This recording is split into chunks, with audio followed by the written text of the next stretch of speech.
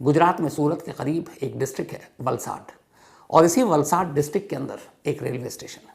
इस railway station का नाम है उदवाड़ा। शाम का वक्त था, तारीख 14 नवंबर। एक सेकेंड ईयर की स्टूडेंट, 19 साल की एक लड़की, वो ट्यूशन ख़त्म करने के बाद अपने घर लौट रही थी। इत्तेफाक से जो ट्यूशन सेंटर था, वहाँ से उसका घर रेलवे ट्रैक को क्रॉस करना होता था और एक रेलवे फाटक को, और ये उदवाड़ा रेलवे स्टेशन के करीब ही उसका घर था, मुश्किल से 200 मीटर दूर। तो अक्सर वही रूट होता, वो ट्यूशन अपना कोचिंग सेंटर से निकलती, रेलवे ट्रैक क्रॉस करती और फिर रेलवे फाटक से गुजर कर अपने घर पहुँचती। लेकिन स्टेशन से 100 मीटर दूर का एक हिस्सा ऐसा था, एक चंक, जहाँ थोड़ा सन्नाटा होता, पेड़ वेड़ हुआ थे वहाँ पे। तो 14 नवंबर की शाम भी वो लड़की कोचिंग सेंटर से निकलती और अपने घर जा रही होती है, लेकिन वक्त हो गया, वो घर नहीं पहुंची। अब रूटीन था कि इतने वक्त तक घर आ जाती है, 5-10 मिनट, आधा घंटा, 1 घंटा ऊपर नीचे, लेकिन 2-3 घंटे हो गए, वो लड़की घर नहीं पहुंची। घर वालों को फिक्र हुई, पर घर वालों को ये भी पता था कि उसके घर से कोचिंग सेंटर का रूट क्या है, किस रूट से आती है और वो जाती है। तो पूरा घर अब घर से निकलता है और उस रूट को फॉलो करते हुए, जिस रूट से वो कोचिंग सेंटर से आती है और जाती है, अब उस पर एक एक लोग एक एक चीज़ को ढूंढते हुए, देखते हुए आगे बढ़े। जैसे ही वे इस उदवाड़ा रेलवे स्टेशन से 100 मीटर पहले पहुंचते हैं, रेलवे ट्रैक के किनारे एक सुनसान जगह पर उन्हें एक लड़की ज़मीन पर लेटी नजर आती है। पास जाकर देखते हैं तो उनकी अपनी बेटी थी। जिस तरीके से वो लाश, क्योंकि वो तब तक मर चुकी थी, ज़मीन पर थी, पहली नज़र में देखकर ये हो चुका था कि उसके साथ ज़बरदस्ती की गई है, क्योंकि कपड़े जिस्म पर नहीं थे और लड़की दम तोड़ चुकी थी। देखकर घर वाले मधावास चीखने चिल्लाने लगे। तब तक आसपास में जो गुजर रहे थे लोग पहुंचे, रेलवे पुलिस फोर्स पहुंची। इसके बाद पुलिस को खबर दी गई, पुलिस मौके पर पहुंची। पुलिस ने आकर तफ्तीश करनी शुरू की। लाश के पास से उस लड़की के बैग मिले जिसमें किताबें थी, और साथ में वहीं करीब 2 और चीज़ें मिली, एक वाइट स्वेट शर्ट और एक बैकपैक, जो पीठ पर बांधते हैं, पिट्ठू बैग भी जिसे कहते हैं। अब घर वालों ने बताया कि ना ये वाइट स्वेट शर्ट उस लड़की का है और ना ही ये बैग। अब पुलिस वालों ने उस बैग को खोलना शुरू किया। जब खोला तो उसके अंदर 3 जर्सी, 2 हाफ पैंट और एक मोबाइल का चार्जर मिला। इन कपड़ों को देखकर और इस बैग को देखकर ये अंदाज़ा लगाना बड़ा आसान हो गया कि जिसका भी बैग है या जो भी ये कातिल और रेपिस्ट है, वो इस शहर का नहीं है, कहीं बाहर का है, क्योंकि वो ट्रैवल कर रहा है और ट्रेन से ही आया है और ट्रेन से ही शायद निकला हो। अब इसी के फ़ौरन बाद पुलिस उसी उदवाड़ा पुलिस स्टेशन की तरफ एक टीम भगाती है कि वहाँ CCTV कैमरा देखो, वहाँ दिख जाएगा। लेकिन पहला धक्का तब लगता है जब पता चलता है कि उस उदवाड़ा रेलवे स्टेशन पर एक भी CCTV कैमरा लगा ही नहीं है। अब पुलिस को बड़ी मायूसी होती है, लेकिन उस बैग और कपड़ों को देखकर ये साफ लग रहा था कि वो एक मुसाफिर है जो सफ़र पर निकला है। अब CCTV कैमरा है नहीं, पुलिस क्या करे, इधर लाश को उठाकर पोस्टमार्टम के लिए भेज दिया जाता है सूरत के डिस्ट्रिक्ट अस्पताल में। वहाँ से रिपोर्ट आती है, पता चलता है कि मौत से पहले या कत्ल से पहले उसके साथ ज़बरदस्ती की गई थी। अब पुलिस इधर कातिल की तलाश में, CCTV कैमरा है नहीं, एक बैकपैक और एक स्वेट शर्ट, उसके ज़रिए अब कातिल तक पहुंचना है, काम इतना आसान नहीं। तभी पुलिस ने तय किया कि चलो इस स्टेशन पर CCTV कैमरा नहीं है, इसके आगे पीछे के स्टेशन को खंगालते हैं।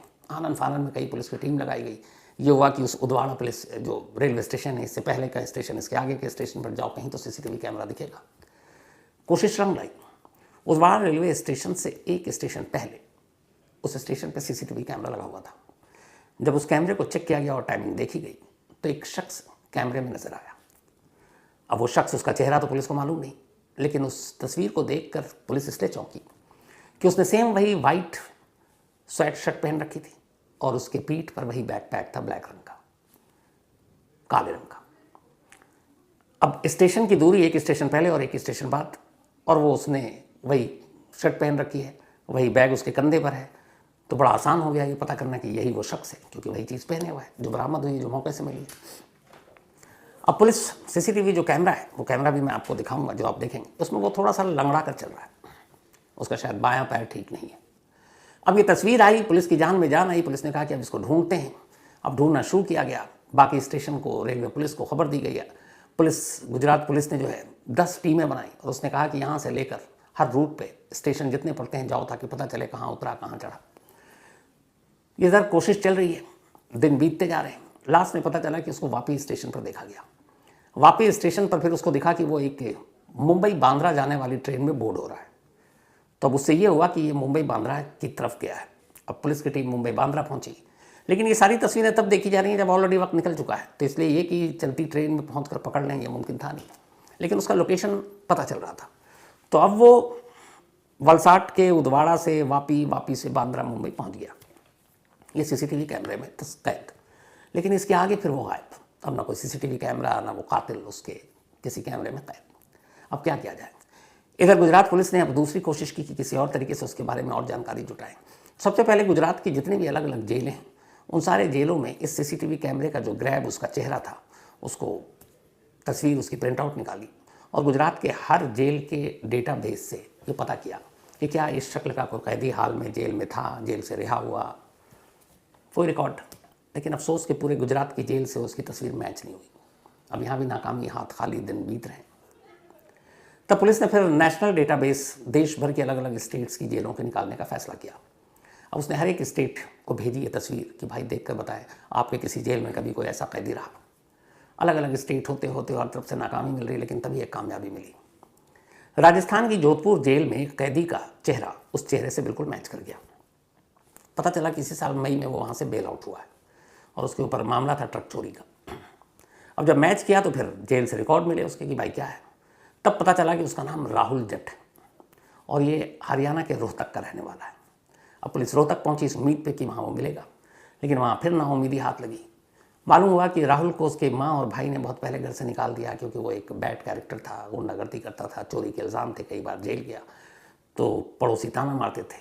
तो उन्होंने अपने उस बेटे को एक तरह से तिलांजलि दे दी और उसे बेदखल कर दिया और उसके बाद से वो कभी पलट कर आया नहीं, तो घर वालों को उसका पता नहीं।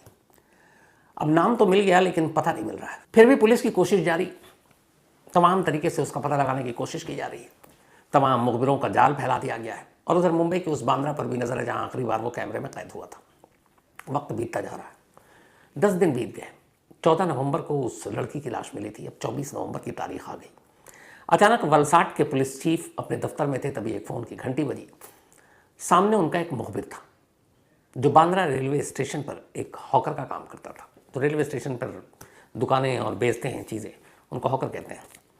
तो उसका फ़ोन आया और उसकी वजह ये थी कि वलसाड पुलिस ने गुजरात से लेकर मुंबई तक के जितने भी रेलवे स्टेशन थे उन सबको वो उस राहुल नाम के कातिल की तस्वीर दे दी थी, जो ग्रैब सीसीटीवी कैमरे से मिला था, कि अगर ये दिखे स्टेशन पर तो पुलिस को खबर करें। तो बांद्रा रेलवे स्टेशन के हॉकरों के पास भी और रेलवे पुलिस के पास भी वो तस्वीर थी। तभी एक हॉकर ने फ़ोन किया, उस पुलिस चीफ का नंबर था। उसने बताया, साहब मैंने अभी अभी उस शख्स को देखा जिसकी आपने तस्वीर दी है और वो वैसे ही लंगड़ा कर चल रहा है और वो बांद्रा से भुज जाने वाली एक ट्रेन में बैठा है। अब इतनी इन्फॉर्मेशन काफ़ी थी, लेकिन जब तक उसने इन्फॉर्मेशन दी ट्रेन बांद्रा से निकल गई। आरपीएफ को अलर्ट किया गया। उसके बाद इधर पुलिस की टीम लगा दी गई। एक टीम ऑलरेडी पहले से ही वापी में मौजूद थी, अब ये ट्रेन वापी से होकर गुजरनी थी। वापी के पुलिस टीम को अलर्ट किया गया और कहा गया कि वहाँ उस ट्रेन के एक डब्बे में वो सस्पेक्टेड है, वो जो सस्पेक्ट है वो मिलेगा। वापी में जैसे ही ट्रेन रुकी, पुलिस वाले धड़धड़ा कर अंदर दाखिल हुए सादी वर्दी में और उन्हें ज़्यादा मशक्क़त नहीं करनी पड़ी। एक सीट पर बैठा हुआ वो कातिल मिल गया जिसकी तलाश में पिछले 10 दिनों से उन्होंने 5000 सीसीटीवी कैमरे, पुलिस की 10 टीमें, देश भर की जेलें, 4-4 राज्यों की पुलिस से कांटेक्ट किया और अब वो उनके सामने था। अब वलसाड पुलिस राहुल को साथ लेकर वापस आती है और पूछताछ शुरू होती है और अब पुलिस को यही लग रहा है कि चलो एक रेप एंड मर्डर का केस सुलझा दिया। राहुल से पूछताछ शुरू होती है, लेकिन जैसे ही पूछताछ शुरू होती है और राहुल अपनी कहानी बताना शुरू करता है, कहानी खत्म होते होते पुलिस को एहसास हो चुका था कि उन्होंने जिस शख्स को पकड़ा है वो एक रेप और मर्डर का क्रिमिनल नहीं है। उन्होंने किसी कातिल को नहीं पकड़ा है, बल्कि एक सीरियल किलर को पकड़ा है।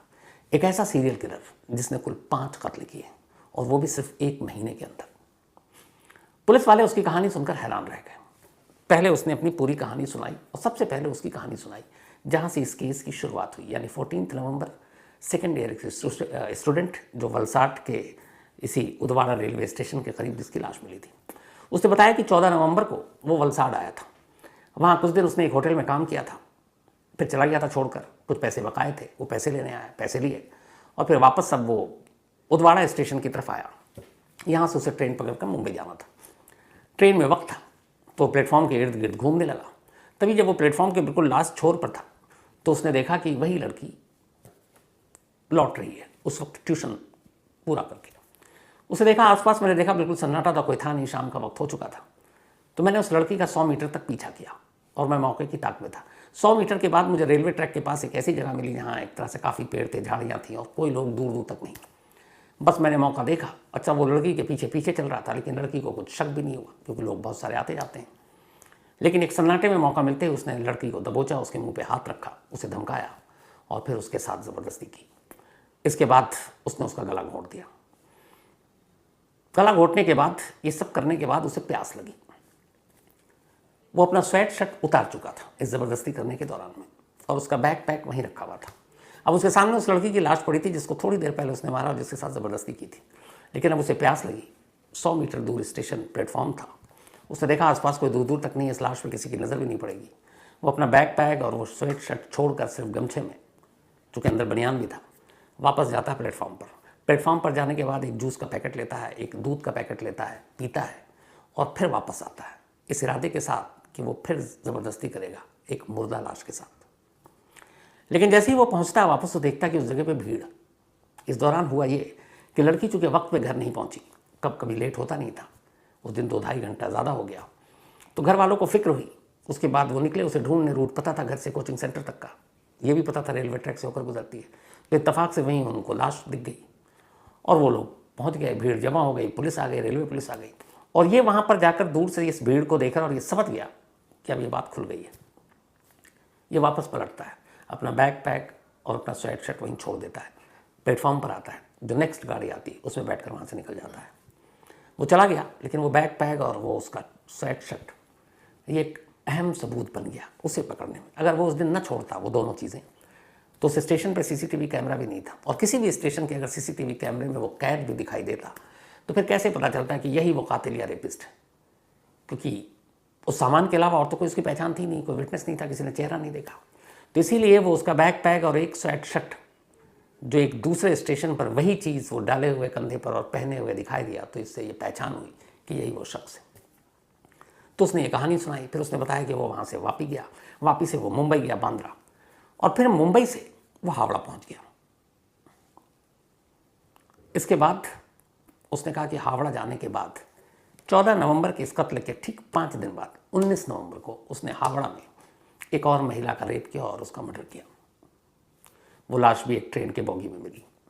फिर वो वहाँ से निकला और निकलने के बाद वो आंध्रा गया।